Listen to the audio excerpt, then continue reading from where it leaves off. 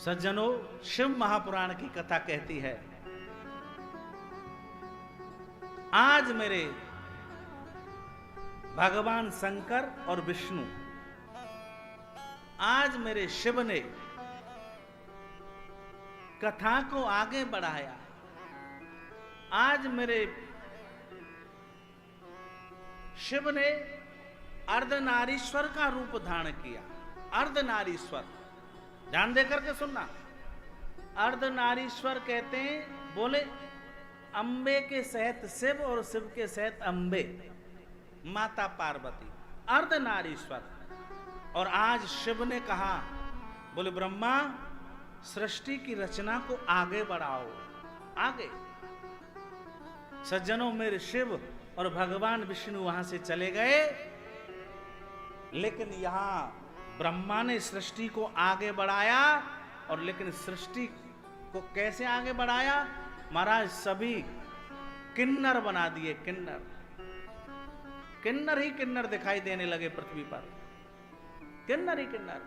मेरे शिव ने कहा था, भगवान विष्णु ने कहा था, बोले ब्रह्मा, आधे नर और आधे स्त्री ऐसी रचना करो। लेकिन उन्होंने समझा, समझ में नहीं आया। बोले नर और स्त्री दोनों मिला करके बना दिए। अर्धनारीश्वर। पृथ्वी पर किन्नर ही किन्नर हो गए। आज मेरे भोलेनाथ और विष्णु भगवान लौटे सृष्टि को देखने के लिए। और जैसे ही सृष्टि को देखा मेरे शिव ने, और ब्रह्मा से कहा, शिव, अरे ये तुमने क्या कर दिया? हमने तो कहा था आधे नर बनाना और आधे स्त्री बनाना, और आपने दोनों को मिला करके बना दिया।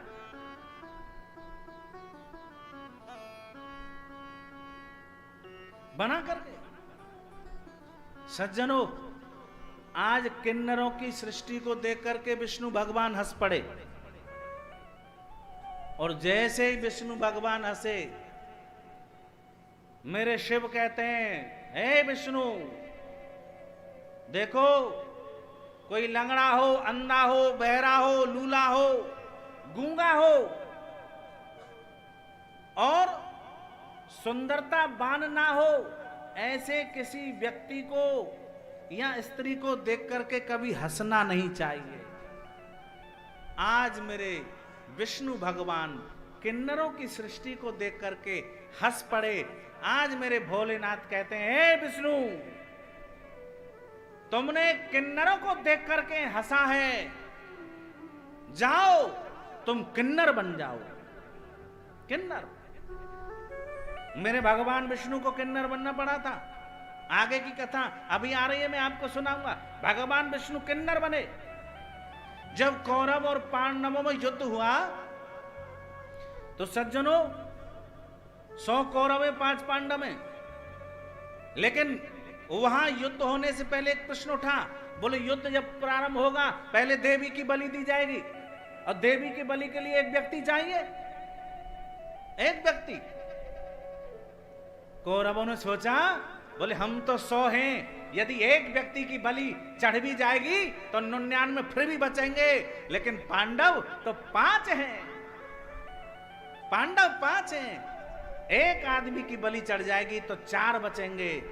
सज्जनों, हमको अपना, हमें कष्ट आया, हमें अपनी परवाह नहीं है। हमारे जीवन में गरीबी आई, हमें अपनी परवाह नहीं है। जीवन में याद रखना। लेकिन हमारा पड़ोसी क्यों सुखी है? हम अपने कष्ट को तो झेल लेंगे, लेकिन हमारा पड़ोसी क्यों सुखी है, ये सबसे बड़ा दुख है। सबसे बड़ा दुख है।